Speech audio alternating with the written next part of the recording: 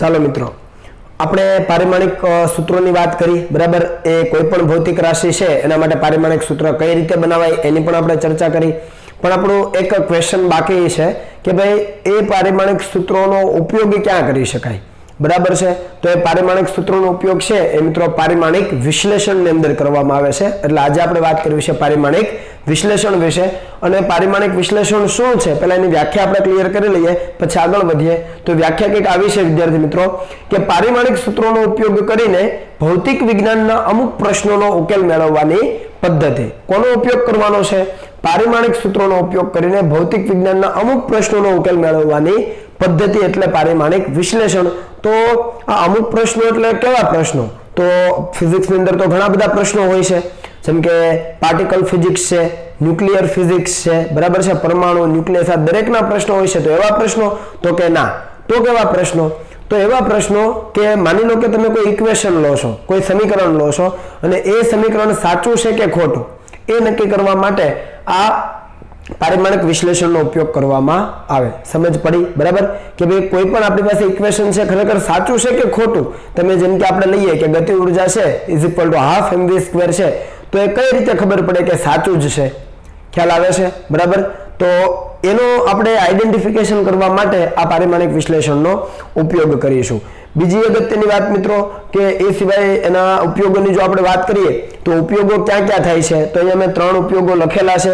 એમાંનો પહેલો ઉપયોગ આપણે અહીંયા વાત કરીએ કે સમીકરણોની પારિમાણિક સુસંગતતાની ચકાસણી કરવા માટે, એટલે કે સમીકરણોની યથાર્થતા ચકાસવા માટે। કોઈ પણ સમીકરણ આપ્યું છે એ પારિમાણિક દ્રષ્ટિએ યથાર્થ છે કે કેમ એ નક્કી કરવા માટે એની આપણે ડિટેલમાં વાત કરીએ છીએ।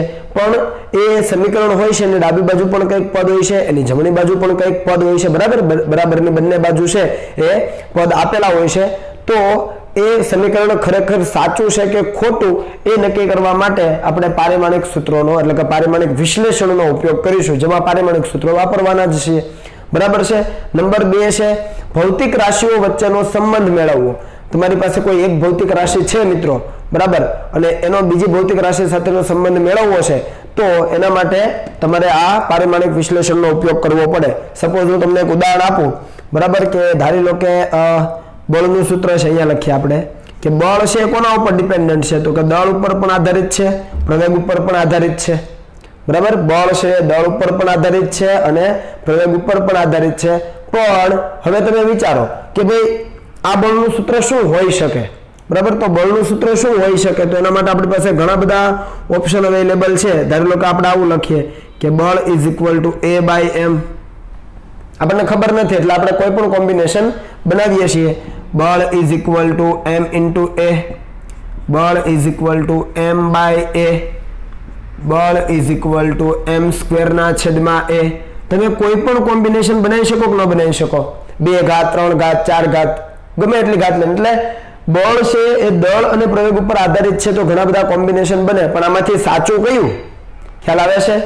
આ એક ભૌતિક રાશિ છે, જુઓ કેટલી ભૌતિક રાશિ છે અહીંયા, બળ છે, દળ છે, પ્રવેગ છે। તો એક ભૌતિક રાશિ બાકીની 2 ભૌતિક રાશિ ઉપર કઈ રીતે આધારિત છે, કઈ રીતે સંબંધિત છે? તો ઘણા બધા સૂત્રો મળે, પણ આપણે જાણીએ છીએ કે સાચું સૂત્ર આ છે, કારણ કે તમે ભણી ગયા છો। બેલનું ઇક્વેશન છે ન્યૂટન ગતિના બીજા નિયમનું, બરાબર, એના એ બીજા નિયમના આધારે તારવી શકાય। તો બાકીના જે સૂત્રો છે કેવા બને છે?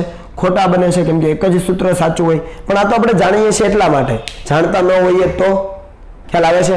બરાબર। તો એવા સંજોગોમાં કયું સૂત્ર સાચું છે, બરાબર છે, એક ભૌતિક રાશિ બાકીની ભૌતિક રાશિઓ ઉપર કઈ રીતે આધારિત છે એ નક્કી કરવા માટે આપણે પારિમાણિક વિશ્લેષણનો ઉપયોગ કરીશું। અહીંયા પણ તમને તમારી સમજ માટે આપી દઉં કે તમે એક સૂત્ર તારવેલું, જો તમને યાદ હોય તો આવું એક સૂત્ર તારવેલું અંતરનું, જ્યારે પદાર્થ છે એ અચળ પ્રવેગી ગતિ કરતો હોય ત્યારે તમે આવું એક સૂત્ર તારવેલું s = ut + ½ at²। હવે તમે સૂત્ર તારવેલું છે, બરાબર, નાના ધોરણમાં અચળ પ્રવેગી ગતિના સમીકરણ માટે। તો આ સમીકરણ સાચું છે કે ખોટું એ કઈ રીતે નક્કી થાય? તો એના માટે પણ પારિમાણિક વિશ્લેષણ આપણે વાપરીશું। એના માટે ડિટેલમાં આપણે જોઈશું 1 by 1, બરાબર। પણ જસ્ટ યાદ રાખો કે સમીકરણની બંને બાજુના પદ છે એ ખરેખર બંધ બેસતા આવે છે, તો કેમ? કેમ કે આ s એટલે કે અંતર, તો આ u into t અંતર થવું જોઈએ એ આપણે વાત કરીશું, ધ્યાન આપજો। અને નંબર 3 છે મિત્રો કે બે જુદી જુદી એકમ પદ્ધતિના એકમો વચ્ચેનો સંબંધ મેળવવો। બે જુદી જુદી એકમ પદ્ધતિ, ધારી લો કે અહીંયા એક MKS પદ્ધતિ લખું અથવા SI લખું, ચાલો, અને અહીંયા લખું CGS।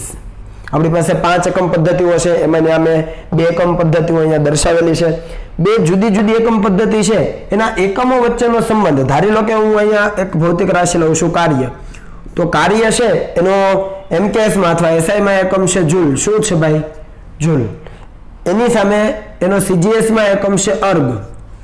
કાર્યનો એકમ છે જૂલ અને CGS માં એકમ છે અર્ગ।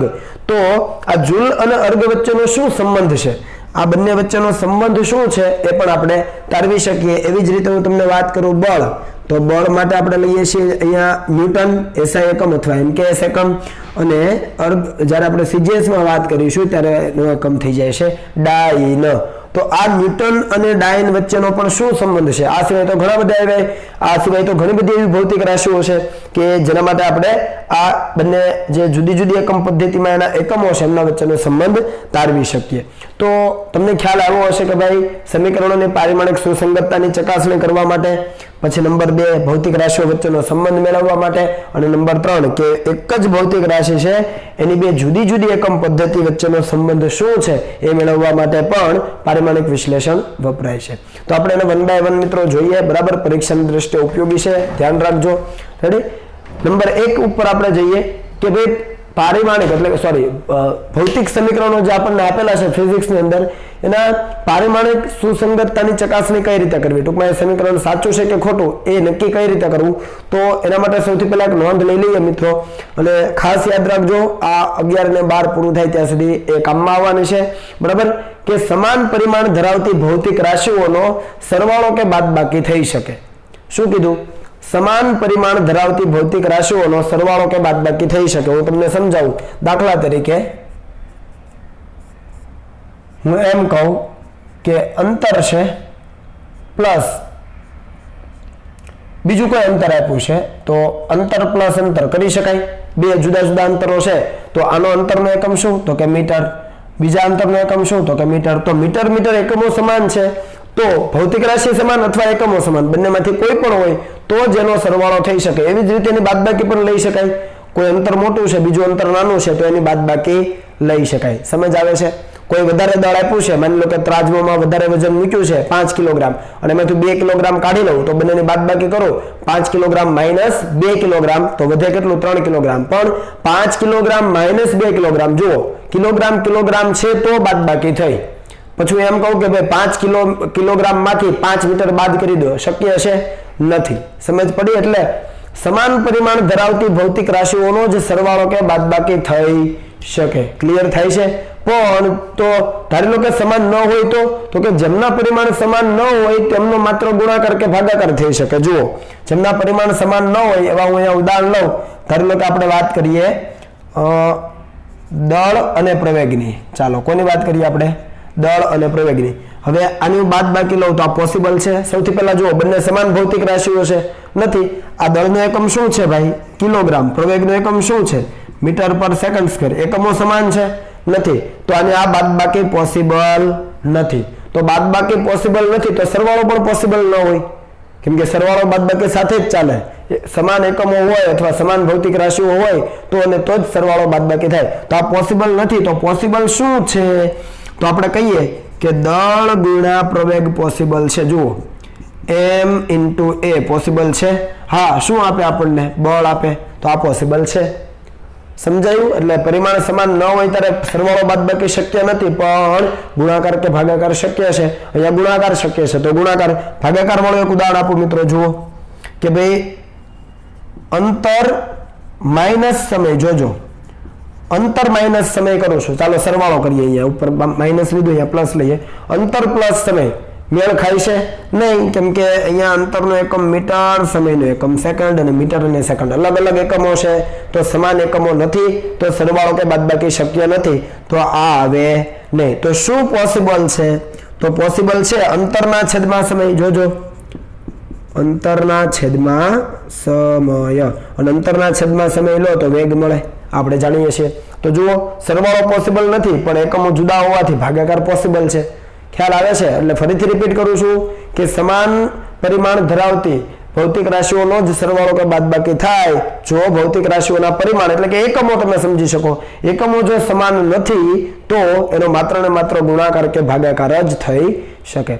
ઓકે, તો તમે આને ખૂબ સારી રીતે કોપી કરો, બરાબર, નોટ ડાઉન કરો અને ત્યારબાદ આપણે આપણા પહેલા ઉપયોગ તરફ આગળ વધીએ કે પારિમાણિક જે આપણને જે ભૌતિક સમીકરણ આપ્યું છે એ પારિમાણિક રીતે સુસંગત એટલે કે યથાર્થ છે કે કેમ, સાચું છે કે કેમ, બરાબર. તો આને તમે કોપી કરી લો.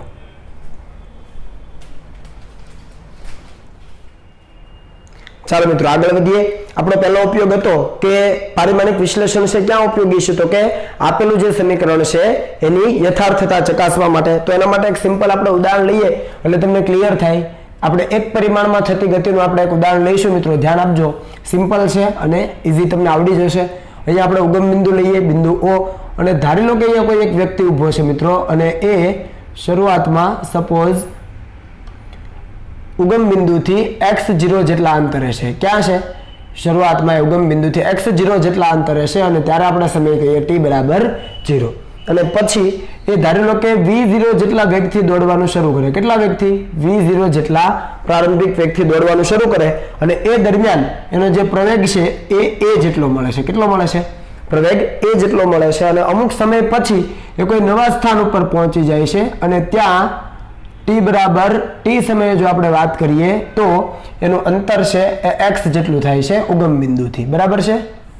તો આવું તમને ખ્યાલ આવે છે કે ભાઈ t બરાબર 0 સમયે વ્યક્તિ છે x0 જેટલા અંતરે છે અને t બરાબર t સમયે ગતિ કરીને ક્યાં પહોંચે છે? x જેટલા અંતરે. તો શરૂઆતમાં તો આ અંતર આપણને ખબર હોય પણ પછી t સમય પછી એ x જેટલું અંતરે પહોંચી જાય છે તો ખરેખર એ x અંતર કેટલું હોઈ શકે ઉગમ બિંદુથી એ નક્કી આપણે કરવું હોય તો એના માટેનું સીધું મિત્રો સૂત્ર એક આપણે જોઈ લઈએ અહીંયા કે x બરાબર x0 plus v0t plus half at². આવું તમે નાના ધોરણમાં ભણી ગયા છો. આવું એક તમને સૂત્ર મળે છે x x0 plus v0t plus half at².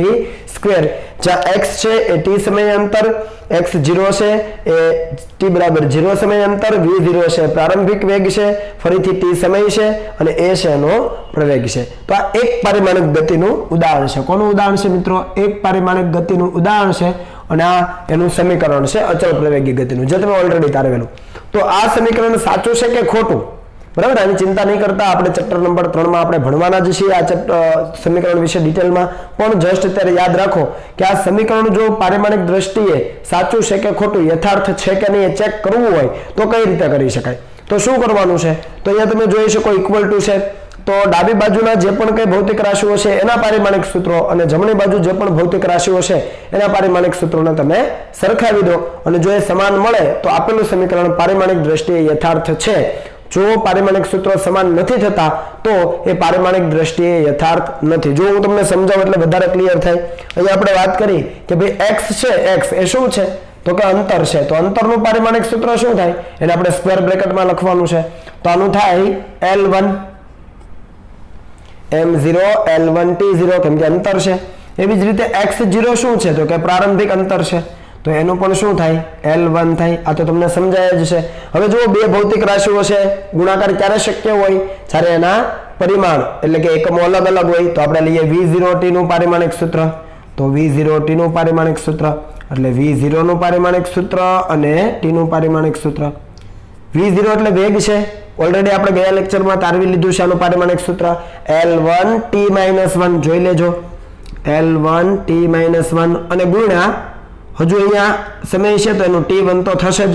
તો આ t+1 ને આ t-1 તો t ની 0 અને કોઈ પણ ની 0 એટલે 1. તો આનો જવાબ થઈ ગયો L1. એવી જ રીતે વાત કરીએ આપણે હાફ at² ની મિત્રો, ધ્યાન આપજો. હાફ at², પણ હાફ છે એને તો એ તો અચળાંક છે, એનું કોઈ પારિમાણિક સૂત્ર ન હોય તો કોનું પારિમાણિક સૂત્ર લખવાનું? તો કે પ્રવેગનું લખો ભાઈ અને સમયનું લખો, પણ સમયનો અહીંયા વર્ગ છે તો એનો વર્ગ કરી દઈએ. ક્લિયર? તો જુઓ પ્રવેગનું પારિમાણિક સૂત્ર શું હતું? તો એનો એકમ છે મીટર પર સેકન્ડ સ્ક્વેર. તો પારિમાણિક સૂત્ર આપણે લખેલું L1t-2 બરાબર. અને અહીંયા સમય છે તો સમયનું પારિમાણિક સૂત્ર t1 પણ એનો વર્ગ છે તો હું ડાયરેક્ટ લખી દઉં છું t². ખ્યાલ આવે છે? તો તો આ +2 આ -2 કેન્સલ થાય, મતલબ કે t ની 0 થઈ જાય અને t ની 0 એટલે 1, તો અહીંયા માત્ર વધે L1. ક્લિયર છે? ઓકે. તો હવે જો દરેક ભૌતિક રાશિઓ છે, ટૂંકમાં દરેક જે પદ છે એને આપણે પારિમાણિક સૂત્રો તારવી લીધા છે. અહીંયા કેટલા પદ છે? તો અહીંયા પદ છે 1 2 અને 3 અને ડાબી બાજુનું થઈને 4, એટલે 4 ના આપણે અલગ અલગ પારિમાણિક સૂત્રો તારવા. તમે જવાબ જુઓ, અહીંયા કેટલો મળે છે? L1 x માટે, x0 માટે પણ L1, v0 t માટે પણ L1 અને હાફ at² માટે પણ L1. તો પારિમાણિક સૂત્રો સમાન છે? યસ, સમાન છે. તો એવા સંજોગોમાં આપેલું સમીકરણ પારિમાણિક દ્રષ્ટિએ યથાર્થ છે. એટલે સમીકરણ પારિમાણિક દ્રષ્ટિએ યથાર્થ છે, એટલે કે સાચું છે, ખોટું નથી. જો આમાંથી કઈ મિસમેચ થયું હોત તો સમીકરણો ખોટું હોત, પણ અહીંયા દરેક જે ટર્મ મળે છે એના પારિમાણિક સૂત્રો કેવા છે? એક સમાન છે, એટલે પારિમાણિક દ્રષ્ટિએ યથાર્થ છે. ક્લિયર થયું? ઓકે. બીજું ઉદાહરણ લઈએ મિત્રો, એટલે બધું ક્લિયર થાય. આ પ્રથમ એક ઉદાહરણ હતું, અહીંયા આપણે લખી દઈએ કે એક્ઝામ્પલ હતું એક નાનકડું એવું, જેથી તમે સમજો. બીજું એક ઉદાહરણ લઈએ જેથી વધારે તમારો કન્સેપ્ટ ક્લિયર થાય. એક બળનું સૂત્ર આવે છે, કેન્દ્રગામી બળનું, જેના વિશે આપણે ચેપ્ટર નંબર 5 માં ભણીશું મિત્રો. બરાબર છે? આમ તો 4 અને 5 બંનેમાં આવવાનું છે. તો એ બળનું સૂત્ર છે, કેન્દ્રગામી બળ છે F = mv²/r. ખરેખર આ કેવું બળ છે? હું એ લખી દઉં, કેન્દ્રગામી બળ. આવું સૂત્ર આપણે એક ભણવાના છીએ, પણ અત્યારે જસ્ટ તમે જુઓ કે F છે બળ છે, m છે પદાર્થનું દળ છે, v છે એનો વર્તુળાકાર માર્ગે વેગ છે અને r છે એના વર્તુળ માર્ગની ત્રિજ્યા છે. આવી રીતે હોય કે જ્યારે પદાર્થ છે વર્તુળ માર્ગે ફરી રહ્યો હોય ત્યારે એના ઉપર છે એ કેન્દ્ર તરફ એક બળ લાગે છે અંદરની દિશામાં. બરાબર છે? તો આ જે બળ છે એને કહેવાય કેન્દ્રગામી બળ અને આ વર્તુળ માર્ગની ત્રિજ્યા r છે. ટૂંકમાં આના વિશે આપણે ડિટેલમાં ભણીશું, ચિંતા ન કરો. પણ જસ્ટ જુઓ કે આ સમીકરણ આપ્યું છે તો એ પારિમાણિક દ્રષ્ટિએ સાચું છે કે ખોટું એ આપણે જોવાનું છે. ઓકે.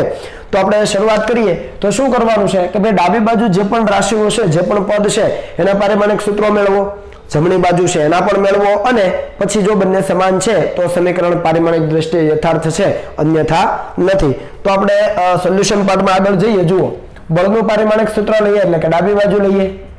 તો ડાબી બાજુ માટે તમે જુઓ, હું સીધું લખું છું બળનું પારિમાણિક સૂત્ર. ભાઈ બળ માટે કોઈ એવું સૂત્ર છે કે જેના ઉપરથી ડાયરેક્ટ આપણે બળનું પારિમાણિક સૂત્ર લઈ શકીએ? તો તમે કહેશો હા છે, દળ ગુણ્યા પ્રવેગ.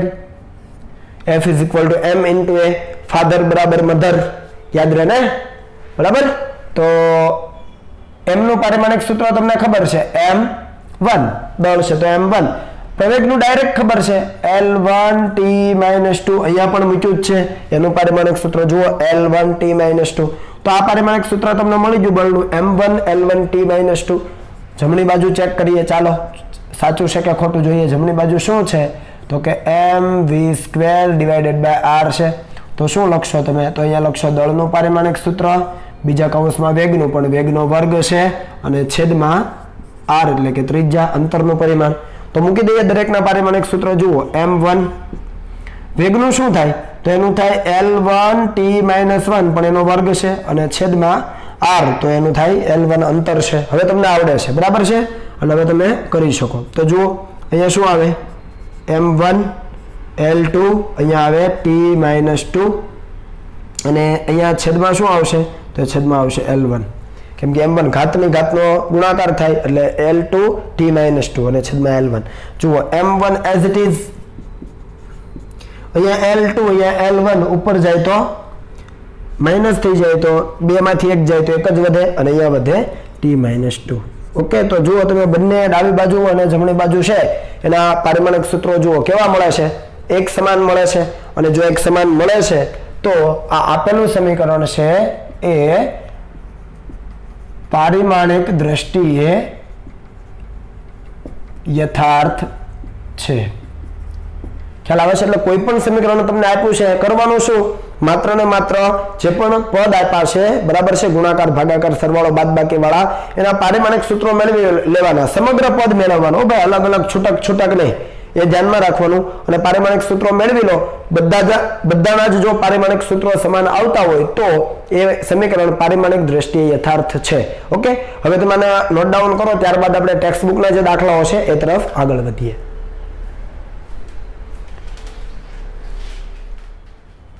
ચાલો મિત્રો આપણે ઉદાહરણના દાખલા તરફ આગળ વધીએ. ઉદાહરણનો દાખલા નંબર 2.15. તમારી પાસે ટેક્સ્ટ બુક હોય તો એની અંદર તમે રકમ જુઓ. હું રકમ અહીંયા વાંચું છું કે આપેલું સમીકરણ પારિમાણિક દ્રષ્ટિએ સાચું છે કે નહીં તે ચકાસો અને આપણને એના માટેનું સૂત્ર આપ્યું છે મિત્રો, હાફ mv² = mgh. આવું સૂત્ર આપ્યું છે. એ પારિમાણિક દ્રષ્ટિએ સાચું છે કે નહીં એ ચકાસવાનું છે. અને આપણને કીધું છે કે m છે પદાર્થનું દળ છે, v છે તેનો વેગ છે, g છે ગુરુત્વ પ્રવેગ છે અને h છે એની ઊંચાઈ છે. બરાબર. તો આ સમીકરણ પારિમાણિક દ્રષ્ટિએ સાચું છે કે નહીં એ ચકાસવા માટે આપણે શું વાત કરેલી કે તમને જે પણ સમીકરણ આપ્યું છે એની બંને બાજુ પારિમાણિક સૂત્રો મૂકી દો. જો બંને બાજુના પારિમાણિક સૂત્રો સમાન મળે છે તો એ પારિમાણિક દ્રષ્ટિએ સાચું છે, નહીતર નથી. ઓકે, તો આપણે લઈએ ડાબી બાજુ માટે. જુઓ, ધ્યાન આપજો. ડાબી બાજુ માટે હું પારિમાણિક સૂત્ર લઉં એટલે કોનું લેવાનું થાય? હાફ mv² નું. બરાબર. અને હાફ mv² નું પારિમાણિક સૂત્ર લઈએ તો હાફ નું તો હોય જ નહીં, અચળ છે. આપણે નિયમોમાં વાત કરી છે. તો કોનું પારિમાણિક સૂત્ર લેવાનું? દળનું પારિમાણિક સૂત્ર અને વેગના પારિમાણિક સૂત્રનો વર્ગ. તો આ બંને પારિમાણિક સૂત્રો તમે મૂકો મિત્રો તો દળનું શું થાય? તો એનું થાય m1. વેગનું શું થાય? તો એનું થાય L1 t-1. એ તો જાણીએ પણ એનો વર્ગ છે તો વર્ગ કર્યો. ક્લિયર છે? ઓકે, તો આને તમે સિમ્પ્લિફાય કરો એટલે શું જવાબ આવે? તો એ આવે m1. અહીંયા l ની 1 પણ એની 2 ઘાત તો ગુણાકાર થાય L2 અને અહીંયા એવી જ રીતે t-2. તો આ તમને પારિમાણિક સૂત્ર મળ્યું m1 L2 t-2. એવી જ રીતે મિત્રો જમણી બાજુ માટે વાત કરીએ. ધ્યાન આપજો. બરાબર. જમણી બાજુ માટે જુઓ કે mgh. જો આનું પારિમાણિક સૂત્ર છે એ આના જેવું થઈ જાય તો સાચું છે. તો આપણે જોઈ લઈએ કે ભાઈ m દળનું પારિમાણિક સૂત્ર, ગુરુત્વ પ્રવેગ g નું પારિમાણિક સૂત્ર અને ઊંચાઈ h નું પારિમાણિક સૂત્ર. દળનું પારિમાણિક સૂત્ર શું આવે? તો જુઓ m1 આવે, કેમ કે કોઈ ઘાત નથી તો 1 ઘાત, ગુણાકારમાં g છે ગુરુત્વ પ્રવેગ કીધો, જે આપણો સાદો પ્રવેગ છે એવો જ પણ પૃથ્વીના ગુરુત્વાકર્ષણના કારણે. તો એનું પ્રવેગનું જ પારિમાણિક સૂત્ર લખી શકીએ L1 t-2. પ્રવેગનું છે L1 t-2 કેમ કે આ ગુરુત્વ પ્રવેગ છે તો એક પ્રકારનો પ્રવેગ જ છે. તો પ્રવેગનું છે L1 × t-2 અને ઊંચાઈ છે h. તો એનું પરિમાણ થાય લંબાઈનું તો L ની 1. અહીંયા 1 છે તો અહીંયા 1. ઓકે, તો આને તમે ગુણાકાર કરી દો તો શું આવે? જુઓ m1 L અહીંયા એકવાર, અહીંયા એકવાર તો L2 અને અહીંયા t-2. તો તમે બંને જુઓ, ડાબી બાજુ અને જમણી બાજુ જે આપણા પદ છે એના પારિમાણિક સૂત્ર જુઓ, બંને કેવા છે મિત્રો? એક સમાન છે. અને જો એક સમાન હોય તો આપેલું સમીકરણ છે એ પારિમાણિક દ્રષ્ટિએ યથાર્થ છે. હું ટૂંકમાં લખું છું, તમે પૂરું લખજો કે આપેલું સમીકરણ પારિમાણિક દ્રષ્ટિએ યથાર્થ છે. ઓકે, પછી વાત કરીએ આપણે ઉદાહરણનો દાખલા નંબર 2.16. ધ્યાન આપજો, અગત્યનો છે. એની અંદર આપણે એક નોટ પણ કરીશું કે ઉર્જાનો SI એકમ જૂલ = કિલોગ્રામ × મીટર² પ્રતિ સેકન્ડ² અને તે જ રીતે વેગ માટે મીટર પ્રતિ સેકન્ડ અને પ્રવેગ માટે મીટર/સેકન્ડ² છે. તો નીચે આપેલા સૂત્રો પૈકી કયા સૂત્રો પારિમાણિક દ્રષ્ટિએ ગતિ ઉર્જા માટે તમે ખોટા ઠેરવશો? જ્યાં m છે પદાર્થનું દળ સૂચવે છે. શું આપેલું છે? તો ગતિ ઉર્જાના મિત્રો આપણને 5 સમીકરણો આપેલા છે, A B C D અને E કરીને. તો એ 5 સમીકરણોમાં ડાબી બાજુ ગતિ ઉર્જા છે અને જમણી બાજુ છે એ આપણને અલગ અલગ સૂત્રો આપેલા છે. તો આપણને એવું કીધું છે કે 5 માંથી કયું સૂત્ર તમે ગતિ ઉર્જા માટે ખોટું છે એવું કહેશો. ક્લિયર? પણ પારિમાણિક દ્રષ્ટિએ આપણે જોવાનું છે. બરાબર. અને તમને ઉર્જાનો SI એકમ આપેલો છે, હું અહીંયા લખી દઉં છું. સૌથી પહેલા કે ઉર્જાનો SI એકમ જે જૂલ છે મિત્રો, અને એ જૂલને લખાય મૂળભૂત ભૌતિક રાશિઓના એકમોના સંદર્ભમાં કિલોગ્રામ મીટર² પ્રતિ સેકન્ડ². આવું ઓલરેડી તમને આપેલું છે. બરાબર. તો આપણે 1 by 1 ચર્ચા કરીશું મિત્રો. જે પણ સમીકરણો આપ્યા છે એની અંદર ડાબી બાજુ છે એ ગતિ ઉર્જા આપી છે. તો પારિમાણિક દ્રષ્ટિએ સાચું છે કે ખોટું નક્કી કરવા શું કરવાનું? ડાબી બાજુ પારિમાણિક સૂત્ર મેળવો જે ભૌતિક રાશિઓ છે એનું, જમણી બાજુ જે પદ છે એના પારિમાણિક સૂત્રો મેળવો. બંને બાજુ છે પારિમાણિક સૂત્ર સમાન આવે તો સાચું, નહીતર ખોટું. તો આપણે શરૂઆત કરીએ ડાબી બાજુ માટે. સૌથી પહેલા તો ડાબી બાજુ માટે મિત્રો માત્ર ને માત્ર ગતિ ઉર્જા આપી છે, જેને આપણે k તરીકે દર્શાવીએ છીએ. તો સૂત્રમાં જ ડાબી બાજુ બધા k છે. તો k નું પારિમાણિક સૂત્ર એટલે કે આ ઉર્જાનો એકમ છે એ ગતિ ઉર્જા હોય, સ્થિતિ ઉર્જા હોય, ઉષ્મા ઉર્જા હોય. બરાબર છે. ઘણા બધા પ્રકારની ઉર્જા છે. તો ઉર્જા માટે એકમ જૂલ અને એને મૂળભૂત ભૌતિક રાશિઓના એકમોના સંદર્ભમાં આ રીતે લખાય. તો એકમ હોય તો પણ પારિમાણિક સૂત્ર લખી શકાય. તો જુઓ ગતિ ઉર્જાનું પારિમાણિક સૂત્ર શું આવે તો કે કિલોગ્રામ, એટલે કે દળ છે તો દળનું પારિમાણિક સૂત્ર m1, અહીંયા કોઈ ઘાત નથી તો એક ઘાત હોય. મીટર સ્ક્વેર, મીટર એટલે લંબાઈનું પરિમાણ, તો લંબાઈ માટે આપણે શું લઈએ છીએ l લઈએ છીએ પારિમાણિક સૂત્ર દર્શાવવા માટે, પણ એની કેટલી ઘાત છે 2 ઘાત, અને છેદમાં સેકન્ડ છે તો સેકન્ડ સમય માટે આપણે કેપિટલ T લઈએ અને એની પણ 2 ઘાત. સમજ પડે છે? અહીંયા પછી મીટર છે ત્યાં એમ લખીને નથી આગળ વધવાનું, કેપિટલ એમ, એ તો દળ માટે છે. આપણે પારિમાણિક સૂત્ર લખીએ છીએ, ધ્યાન આપજો. બરાબર, તો કિલોગ્રામ માટે m1, મીટર સ્ક્વેર માટે l2 અને છેદમાં સેકન્ડ સ્ક્વેર માટે t2. તો ઉપર જાય તો શું થાય તો ધ્યાન આપો, m1 l2 t-2. આ કોનું પારિમાણિક સૂત્ર છે તો એ ગતિ ઉર્જાનું પારિમાણિક સૂત્ર છે. ઓકે, હવે જમણી બાજુની વાત કરીએ મિત્રો, ધ્યાન આપજો. જમણી બાજુ અહીંયા બીજા બોર્ડ ઉપર લખો એટલે તમને વધારે ક્લિયર થાય. તો જમણી બાજુ માટે આપણને 5 આપેલા છે, એમાં આપણે ફર્સ્ટ વાત કરીએ એ સૂત્ર આપેલું છે, હું અહીંયાથી લખું છું m²v³. શું આપેલું છે m²v³. તો આ પારિમાણિક દ્રષ્ટિએ સાચું છે કે નહીં નક્કી કરવા શું કરવાનું, તો આનું પારિમાણિક સૂત્ર મેળવો. એનું પારિમાણિક સૂત્ર જો આના જેવું હોય તો સાચું, નહીતર ખોટું. આ સાચું જ છે કેમ કે એકમ સાચો છે, આ સાચું જ છે. બરાબર, તો આપણે મેળવીએ. જુઓ પારિમાણિક સૂત્ર કે ભાઈ દળ છે એનું પારિમાણિક સૂત્ર શું, તો કે અહીંયા પહેલા તો લખી દઈએ m એનો વર્ગ અને જે તે ભૌતિક રાશિ બીજી આપી છે વેગ, તો એનો ક્યુબ. તો જોઈ લઈએ આપણે કેવું થાય છે. તો m એટલે m1 પણ એની કેટલી ઘાત છે તો કે એની 2 ઘાત છે એટલે કે વર્ગ છે. વેગનું પારિમાણિક સૂત્ર l1 t-1 અને એની 3 ઘાત છે. આ ઓલરેડી આપણે જાણીએ છીએ. ક્લિયર? તો જુઓ અને સિમ્પ્લિફાય કરો તો શું જવાબ આવે તો એનો આવે m1 × 2 તો 2, 1 × 3 તો l3 અને t-3. જુઓ તો બરાબર છે. ઓકે, તો m2 l3 t-3 બંને સમાન છે? નથી. જો નથી તો આપેલું જે સમીકરણ છે એ પારિમાણિક દ્રષ્ટિએ યથાર્થ નથી. હું ટૂંકમાં લખું છું. બરાબર, આપેલું સમીકરણ પારિમાણિક દ્રષ્ટિએ યથાર્થ નથી કેમ કે બંને બાજુના જે પારિમાણિક સૂત્રો છે એ સમાન નથી. ઓકે, પાર્ટ 2 માં એટલે કે સેકન્ડમાં આપણે જઈએ. ધ્યાન આપજો. સેકન્ડ આપણને આપેલું છે હાફ mv². શું આપેલું છે મિત્રો? Half mv². જુઓ તો અહીંયા હાફનો કોઈ પારિમાણિક સૂત્ર ન હોય, બરાબર છે, એ પરિમાણ રહિત હોય. તો અહીંયા દળનું પારિમાણિક સૂત્ર અને અહીંયા વેગના પારિમાણિક સૂત્રનો વર્ગ. બરાબર છે, તો દળનું પારિમાણિક સૂત્ર ધ્યાન આપજો m1, વેગનું છે l1 t-1 પણ એનો વર્ગ છે તો લખી શકાય m1 l2 t-2. જુઓ હવે તમને આવડે છે. બરાબર, તો સમીકરણ પારિમાણિક સૂત્ર જુઓ, પારિમાણિક સૂત્રો બંને બાજુના સમાન છે, ડાબી જમણી બાજુના. તો આપેલું જે સમીકરણ છે કે k = હાફ mv² એ પારિમાણિક દ્રષ્ટિએ યથાર્થ છે. ક્લિયર? ચાલો નંબર 3 માં આગળ વધીએ મિત્રો. સી એમાં તમને આપેલું છે m × a. શું આપેલું છે? k = m × a. તો આનું મેળવીએ તો કે દળનું પારિમાણિક સૂત્ર અને પ્રવેગનું પારિમાણિક સૂત્ર. દળનું છે m1 અને પ્રવેગનું છે l1 t-2. આ તમે જાણો છો તો સીધો જવાબ છે m1 l1 t-2. ખરેખર આ બળ છે ભાઈ, એક બાજુ ગતિ ઉર્જા છે ને એક બાજુ બળ છે, બંનેને ઇક્વલ ગણી શકાય? ન ગણી શકાય. તો એ રીતે પણ તમને ખ્યાલ આવી જાય કે ખોટું જ છે કેમ કે સૂત્ર આપણે જાણીએ છીએ, અથવા બીજા શબ્દોમાં પારિમાણિક સૂત્રો સમાન આવતા નથી, અને સમાન નથી આવતા તો આપેલું સમીકરણ પારિમાણિક દ્રષ્ટિએ યથાર્થ નથી. સિમ્પલ. ઓકે, પછી 4 નંબર. હવે ધ્યાન આપજો, હવે એક અગત્યની નોંધ પણ આવશે મિત્રો. સૂત્ર આપ્યું છે 3/16 mv². શું આપેલું છે? 3/16 mv². જોજો હો, 3/16 અચળ છે, એનું પારિમાણિક સૂત્ર ન હોય. ચાલો આગળ વધીએ તો કોનું આવે તો કે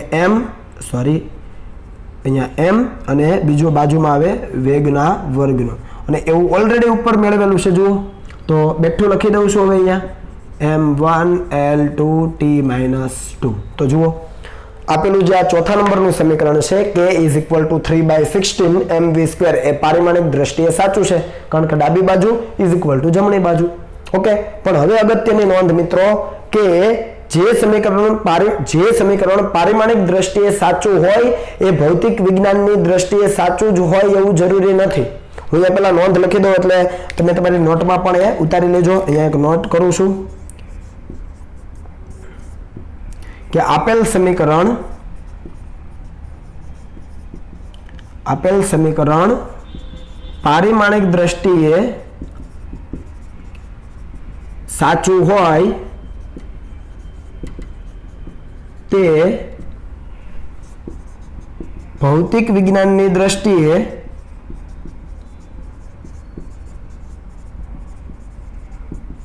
સાચું જ હોય એવું જરૂરી નથી। જો ધ્યાન આપજો, ખાસ આ સ્ટેટમેન્ટ હું તમને સમજાવું છું કે જે સમીકરણ પારિમાણિક દ્રષ્ટિએ સાચું હોય તે ભૌતિક વિજ્ઞાનની દ્રષ્ટિએ સાચું જ હોય એવું જરૂરી નથી। ધ્યાન આપો, જુઓ બી અને ડી જુઓ, અહીંયા પણ હાફ mv સ્ક્વેર, અહીંયા પણ 3/16 mv સ્ક્વેર, ડાબી બાજુ તો ગતિ ઉર્જા જ છે। બંનેના પારિમાણિક સૂત્રો જુઓ, પારિમાણિક સૂત્રો કેવા છે? એક સમાન છે। તો આ પારિમાણિક દ્રષ્ટિએ સાચું છે, આપેલ સમીકરણ પારિમાણિક દ્રષ્ટિએ સાચું છે, પણ ભૌતિક વિજ્ઞાનની દ્રષ્ટિએ સાચું જોઈએ એવું જરૂરી નથી। તો આ બંને પારિમાણિક દ્રષ્ટિએ સાચા છે, તો ખરેખર કરેક્ટ સાચું સૂત્ર કયું છે? તો મિત્રો આપણને ખબર છે કે સાચું સૂત્ર છે એ k = હાફ mv સ્ક્વેર છે, કારણ કે એની વ્યાખ્યા ઉપરથી આપણે સમજી શકીએ, બરાબર। અને અહીંયા 3/16 અચળાંક છે। મિત્રો આ અચળાંક જે છે એ આપણે પારિમાણિક વિશ્લેષણથી મેળવી શકતા નથી અને પ્રાયોગિક રીતે મેળવવો પડે। આ એક મર્યાદા છે પારિમાણિક વિશ્લેષણની। શું મર્યાદા છે? કે આ જે અચળાંક આવે છે એ અચળાંકનું મૂલ્ય આપણે પારિમાણિક વિશ્લેષણની મદદથી જાણી શકતા નથી। એના માટે તમારે પ્રાયોગિક મેથડ લેવી પડે, પ્રયોગોના આધારે તમારે મૂલ્ય મેળવવું પડે અથવા એની વ્યાખ્યા તમારે જોવી પડે, બરાબર। તો અહીંયા હું ગતિ ઉર્જાની વાત કરું તો સાચું સૂત્ર આ છે અને ખોટું સૂત્ર આ છે, બરાબર। તો એ ભૌતિક વિજ્ઞાનની દ્રષ્ટિએ સાચું એક જ છે, બીજું નથી। અને ભૌતિક વિજ્ઞાનની દ્રષ્ટિએ સાચું એક જ સૂત્ર હોય, બરાબર। 4-5 સૂત્ર ન હોય એક રાશિ માટે કે k = હાફ mv સ્ક્વેર છે સાચું, તો પછી 3/16 mv સ્ક્વેર ખોટું જ હોય। ખ્યાલ આવે છે? તો પારિમાણિક દ્રષ્ટિએ બંને સાચા। જુઓ અહીંયા જે પારિમાણિક સૂત્ર એ જ અહીંયા ને એ જ ડાબી બાજુ માટે, પણ ભૌતિક વિજ્ઞાનની દ્રષ્ટિએ જો વાત કરીએ તો એક જ સાચું છે, બીજું ખોટું પડે। સમજ આવે છે? એટલે પારિમાણિક દ્રષ્ટિએ સાચું હોય તો એ ભૌતિક વિજ્ઞાનની દ્રષ્ટિએ સાચું જ હોય એવું જરૂરી નથી। અને બીજા શબ્દોમાં કહું તો જે સૂત્ર પારિમાણિક દ્રષ્ટિએ ખોટું છે, જે સૂત્ર પારિમાણિક દ્રષ્ટિએ ખોટું છે એ ભૌતિક વિજ્ઞાનની દ્રષ્ટિએ પણ ખોટું જ છે। જુઓ ઉદાહરણ કે પારિમાણિક દ્રષ્ટિએ તમે જુઓ m1 l1 t-2 અને m1 l2 t-2 પારિમાણિક દ્રષ્ટિએ ખોટું છે, કેમ કે k = ma પારિમાણિક દ્રષ્ટિએ ખોટું પડ્યું, તો એ ભૌતિક વિજ્ઞાનની દ્રષ્ટિએ પણ ખોટું છે। ઉર્જા અને બળ સમાન હોઈ શકે ક્યારેય ન હોઈ શકે। સમજ આવે છે? ફરીથી રિપીટ કરું છું, જે સમીકરણ પારિમાણિક દ્રષ્ટિએ સાચું હોય એટલે કે બંને બાજુની પારિમાણિક સૂત્રો સમાન આવતા હોય એ ભૌતિક વિજ્ઞાનની દ્રષ્ટિએ સાચું જ હોય એવું જરૂરી નથી। અહીંયા ઉદાહરણ તમને આપ્યું। અને બીજું કે જે સમીકરણ પારિમાણિક દ્રષ્ટિએ ખોટું જ છે, બંને બાજુના પરિમાણ સમાન નથી। જુઓ, જે સમીકરણ પારિમાણિક દ્રષ્ટિએ ખોટું છે એ સમીકરણ ભૌતિક વિજ્ઞાનની દ્રષ્ટિએ પણ ખોટું જ છે। ઓકે, તો આ વાતને તમે ખાસ નોંધ રાખજો। અને આપણે અંતિમ વાત કરીએ અહીંયા મિત્રો તમે મને જણાવો કે પારિમાણિક દ્રષ્ટિએ તમને પૂછ્યું છે કે ભાઈ પારિમાણિક દ્રષ્ટિએ કયું સૂત્ર ખોટું છે? તો પારિમાણિક દ્રષ્ટિએ તો સાચું છે, તો અહીંયા લખી શકાય કે આ પારિમાણિક દ્રષ્ટિએ સાચું છે। પણ તમને એવું પૂછ્યું હોત કે ભાઈ ભૌતિક વિજ્ઞાનની દ્રષ્ટિએ બોલો તો ભઈલા, તો તમે કહેશો કે સર એ ખોટું છે, પણ આ સાચું છે। ક્લિયર? ચાલો અને અંતિમ જોઈ લઈએ કે તમને આપ્યું છે half mv square plus ma। ધ્યાન આપજો, હાફ mv સ્ક્વેર પ્લસ અહીંયા આપેલું છે m × a, આવું તમને આપેલું છે, બરાબર। તો તમે જુઓ, હવે આપણી પહેલી નોંધ યાદ કરો કે બે ભૌતિક રાશિઓનો સરવાળો કે બાદબાકી ત્યારે જ થાય જ્યારે તેમના પરિમાણ સમાન હોય, એ સમાન ભૌતિક રાશિઓ હોય। આ કઈ ભૌતિક રાશિ છે? આ છે ઉર્જા એટલે કે ગતિ ઉર્જા, અને આ કઈ ભૌતિક રાશિ છે? બળ। ઉર્જાનો એકમ જૂલ, આનો એકમ ન્યૂટન। ખ્યાલ આવે છે? તો જૂલ અને ન્યૂટન સરવાળો થાય એટલે કે ઉર્જા અને બળનો સરવાળો થાય, પોસિબલ જ નથી। સમજ પડે? કેમ કે એ બંને સમાન ભૌતિક રાશિઓ નથી, બંનેના એકમો સમાન નથી, ઇવન બંનેના પારિમાણિક સૂત્રો પણ સમાન નથી। જોઈ લઈએ આપણે હાફ mv સ્ક્વેર નું શું આવે, તો ઓલરેડી આપણે ઉપર તારવેલું છે, તમે જોઈ શકો। હાફ mv સ્ક્વેર નું સૂત્ર આપણે પ્રોસેસ કરી છે અહીંયા m1 l2 t-2, બરાબર છે। અને બળ છે m × a, એનું પારિમાણિક સૂત્ર શું છે જોઈ લો, m × a એનું છે m1 l1 t-2। તો પારિમાણિક દ્રષ્ટિએ પણ એ સમાન નથી, કેમ કે જો સમાન હોતે તો આ બંને વસ્તુ સરખી આવી જોઈતી હતી, પણ સમાન નથી એટલે સમાન પારિમાણિક સૂત્રો સમાન આવતા નથી। ક્લિયર થાય છે? એટલે બે ભૌતિક રાશિઓનો સરવાળો કે બાદબાકી ત્યારે જ શક્ય બને મિત્રો કે જ્યારે એમના પરિમાણ સમાન હોય, એમના એકમો સમાન હોય। અન્યથા શું શક્ય બને? ક્યાં તો એનો ગુણાકાર શક્ય બને, ક્યાં તો એનો ભાગાકાર શક્ય બને. ક્લિયર થાય છે? ઓકે, તો આ સમીકરણને જો પારિમાણિક દ્રષ્ટિએ યથાર્થ છે કે નહીં એવું પૂછવું હોય તો શું જવાબ લખશો? તો કે આ સમીકરણ પારિમાણિક દ્રષ્ટિએ યથાર્થ નથી, કારણ કે આ સરવાળો શક્ય નથી. આ સરવાળો શક્ય નથી. કયા કારણથી શક્ય નથી? કારણ કે સમાન ભૌતિક રાશિઓ નથી, સમાન એકમો વાળી ભૌતિક રાશિઓ નથી. ક્લિયર? તો હવે તમે આને નોટ ડાઉન કરો મિત્રો. ત્યાર પછી આપણે આપણા પારિમાણિક વિશ્લેષણના બીજા ઉપયોગ તરફ આગળ વધીએ.